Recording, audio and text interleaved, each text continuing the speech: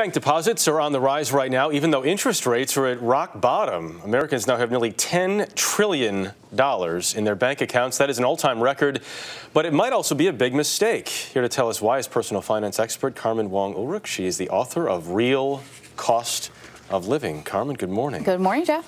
Why are so many people putting money into cash right now? People are scared. Yeah. People are very scared. By the markets? Absolutely. First, by the markets. I mean, look at this volatility. It's 6 times the volatility in the stock market that we've had for the past couple of decades. And we're talking about losses since 2008 that many of us haven't seen in our lifetime. So tremendous losses. People are nervous in what's called a flight to safety or perceived safety. Yeah, so by the way, before we get to these rates, do you see that volatility ending anytime soon? Not really. Okay, there you go. I wish I could assuage your face. That is actually going to be pretty much the new normal. We're going to see this amount of volatility. It's just too easy to be volatile right now. It's easy access to trading, even for individuals. So we're going to see a lot of volatility. That's not to say you can't use it for your benefit, but for folks who can't stomach it, they're fleeing into cash. Let's take a look at what some of the average rates are right now. Average one-year CD is yielding 0.4%. This is pretty low, 0.4%. These are a bit dismal if you look at it. You look at money market mutual funds, even less. We're talking pennies, 0.04%. And this is the thing when it comes to treasuries as well. 10-year treasuries yielding about 2%. Now, keep in mind, though, when it comes to treasury notes, when it comes to CDs, you don't even get that interest unless you hold it till maturity. Right, you have to hold it for 10 years, and then you're still only getting 2%, exactly. Which you may actually end up losing money here. Let's talk about that part of it.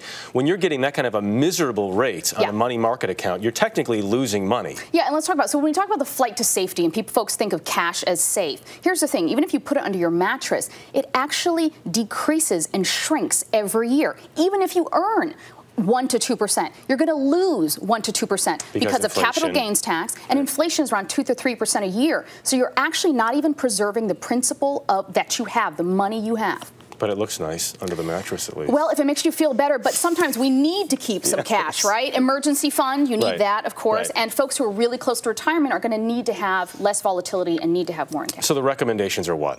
Well, here's the thing. There are a couple places you can go. First of all, online checking accounts actually have no fee and earn a little bit of interest. Now, we're talking 0.4 to 0.9% interest. That's one way to go. 0.9, wow, yes, exactly. It's less than 1%, but it's something, okay? Anything is a little bit better than nothing. Online banks, okay, we know Ally, ING, they've always been good at this game. We're looking a little less than 1%.